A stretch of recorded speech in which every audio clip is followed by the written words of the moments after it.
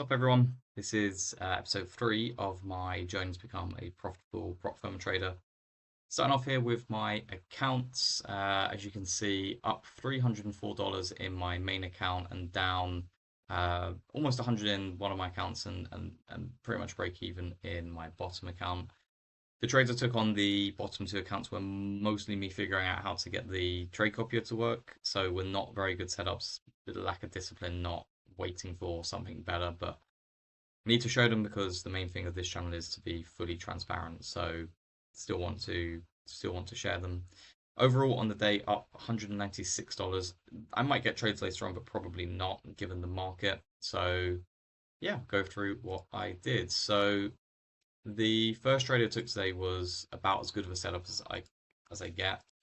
As I mentioned briefly in the last video, my approach is to find an area where I want to be either a buyer or a seller. So in this instance, this very clear area of resistance, which has been set up over Asia and London, and then wait for a trap. So we got pretty much an A plus setup.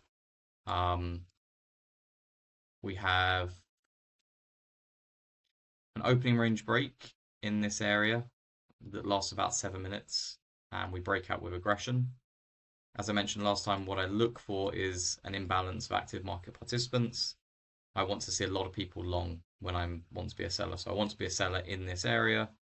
When we get this breakout, two things happen. One, anybody who was short, they get wiped out of their position, they get stopped out. And anybody who is considering to go long is then in the position.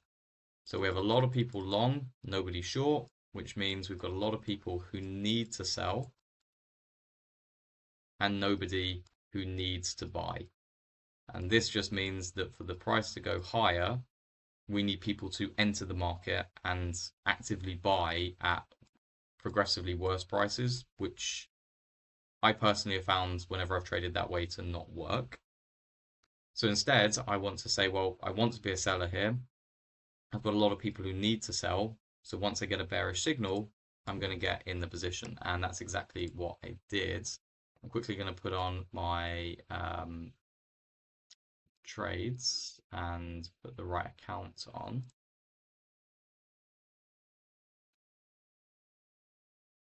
So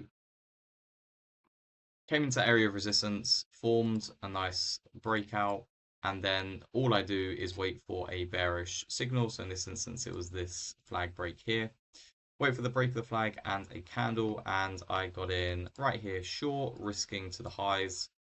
My target really should have been a little bit lower than where I got out. I wasn't sure whether I wanted to go for 26,002 or 26,007. And this candle, although it was super aggressive, it was a bit of a weird spike. It kind of felt like news, but there wasn't anything that got released.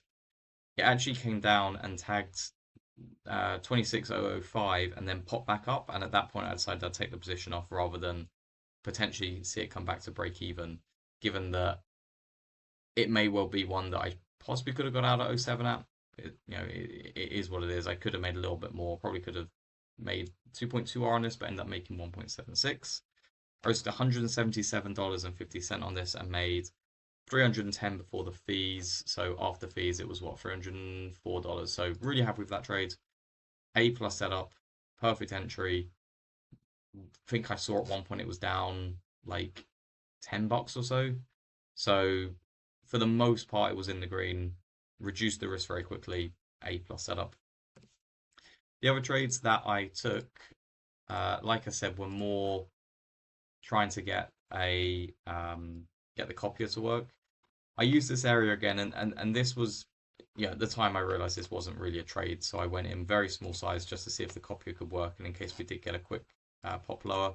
Went in short when we again broke above this area, took out the highs. Same concept from before, but this isn't really an established level anymore, and we also had this breakdown of the lows that has now been bought up. So I don't like the short here quite as much, but we do have a nice flag. We did break it with aggression. So I got in short here. The first trade, the copier didn't work, so took about a $75 loss on just one account. I then took the same trade again with even less risk and stopped out for like $15 of loss, and that obviously was on both trades. But that's about it.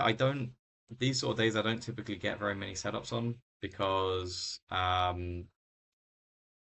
whenever whenever there's just real strength on one side, I don't get the traps. So I'm fine with just letting this go. A lot of people are making a lot of money, which is great.